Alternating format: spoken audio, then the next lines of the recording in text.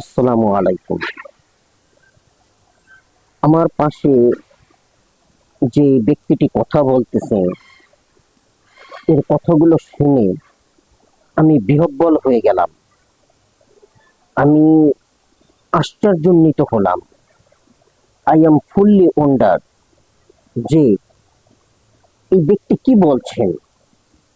আমার বিশ্বাস করতে খুব কষ্ট হচ্ছে যে কিভাবে তিনি এই কথাগুলো বলতেছেন, আর এই কথা তিনি এক ন্যায় বিচার পাওয়ার জন্য আজকে রাস্তায় পর্যন্ত নেমেছেন। আসুন আমরা তার কথাগুলো শুনি। হ্যাঁ, পুলিশ হয় আমি আমি বিচার পাচ্ছি না, তার সাধারণ জনগণ কিভাবে বিচার পাবে? আমার মেয়েকে নিয়ে আমি ঈদ করতে পারলাম না। আমি কোথায় কোথায় যাইনি, এই মেয়ের জন্য এমন কোনো জেলা নেই, এমন কোনো জায়গা নেই যে আমি যাইনি। তাই আপনাদের কাছে আমার দাবি, আপনার এই খবরটা সব জায়গায় সারা দেশে পরিয়া করে দেন। আমি বাংলাদেশে একজন পুলিশ সদস্য, পুলিশ কনস্টেবলে আছি, বগুড়া জেলা আদমদিঘি থানায় কর্মরত।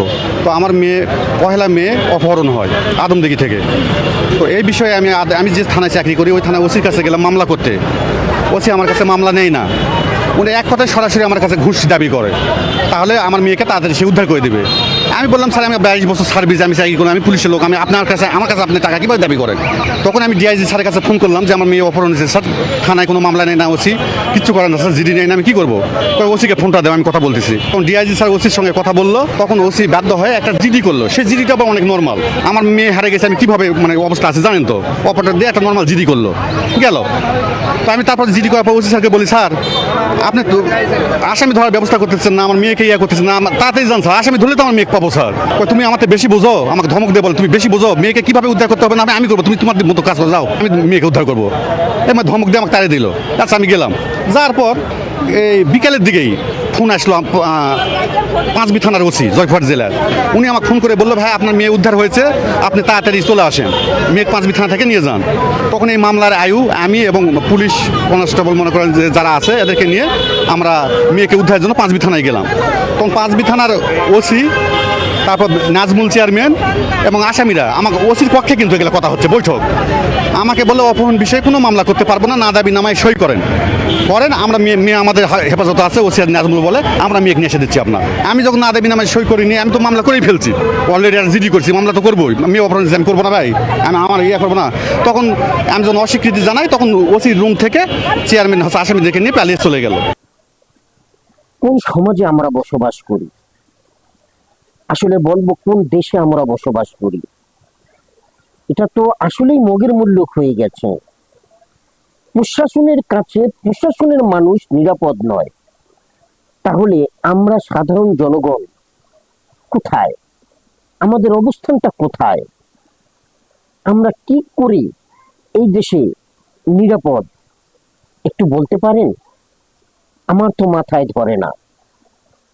উনি একজন পুলিশ কনস্টেবল, দীর্ঘদিন যাবৎ কর্মরত আছেন, তার মেয়ে অপহরণ হয়েছে, সেই জন্য সে তার ঊর্ধ্বতন কর্মকর্তার নিকটে গিয়ে বললেন, আমার মেয়ে অপহরণ হয়েছে স্যার, জলদি এটার একটা কিছু করেন। তিনি মামলা নিতে চাইলেন না, বরঞ্চ ঘুষ চাইলেন নিজের প্রশাসনেরই এক কর্মকর্তার নিকটে। এ কি ভাবা যায়? তাহলে বুঝতে পারেন বাংলাদেশে ঘুষ কোন পর্যায়ে চলে গেছে। সাধারণ যে সকল অফিস আদালত আছে, সেখানে সরকারি যে অফিস আদালত গুলো আছে, সেখানে ঘুষের কি ব্যবহার হচ্ছে, জাস্ট একটু সাধারণ মাথায় চিন্তা করুন, তাহলেই এই কথার তাৎপর্যে তা উপলব্ধি করতে সক্ষম হবেন। আমি শুনতে অবাক হই এবং আমার বুঝতে খুব কষ্ট হয় যে একটি লোকের সন্তান অপহরণ হয়েছে, সেজন্য প্রধানমন্ত্রী, আমাদের বর্তমান প্রধানমন্ত্রী ফোন দিয়ে মাসুদ সাহেব যে ডিসি ছিলেন তখন, তাকে বললেন তার ঘন্টাখানেকের ভিতরে সেই মেয়ে অপহরণ কে রক্ষা করা হয়ে গেল, অর্থাৎ মেয়েকে উদ্ধার করা হয়ে গেল। আর এই ব্যক্তি একজন কনস্টেবল কর্মরত, সে তার ঊর্ধ্বতন কর্মকর্তার নিকটে ঘুষের বিনিময় ছাড়া তার মেয়ে যে অপহরণ হয়েছে এটার কোনো সলিউশন করতে পারতেছেন না, তাহলে কি ব্যাপারটা প্রশাসনের মধ্যে নেই? এই প্রশাসনকে কন্ট্রোল করতেছে সরকার।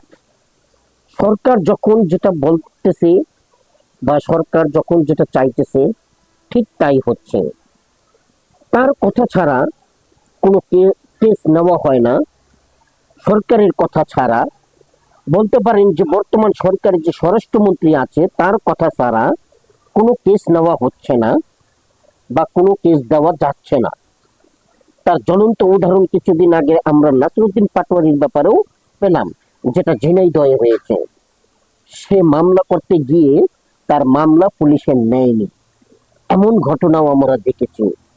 এই সরকারের মেয়াদ মাত্র 3 মাস হয়েছে, অথচ এখনই এই সমস্ত ঘটনা পরিলক্ষিত হচ্ছে।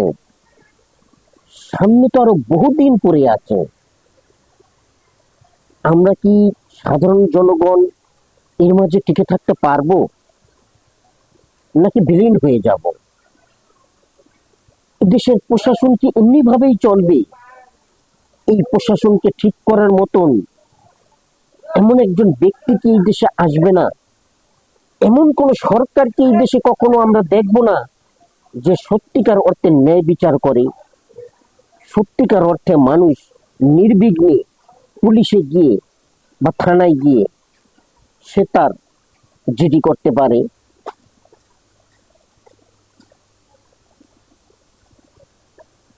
কিংবা সে তার মামলা রুজু করতে পারে? আদৌ কি এটা আমাদের দেশে সম্ভব হবে কখনো? কখনো কি আমরা এটা দেখতে পারবো?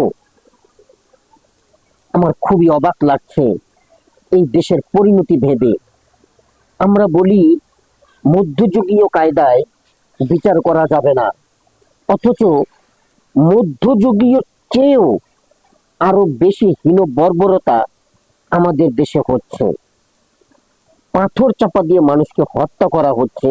আর 2026 সালের এই জুন মাসে এসে একজন প্রশাসনিক কর্মকর্তার মুখে এই ধরনের হৃদয় বিদারক দৃশ্য বা হৃদয় বিদারক ঘটনা আমাদেরকে শুনতে হচ্ছে। জানি না এর শেষ কোথায়। হে আল্লাহ, তুমি আমাদেরকে রহম করো, তুমি আমাদের দেশটার প্রতি রহম করো। আসসালামু আলাইকুম।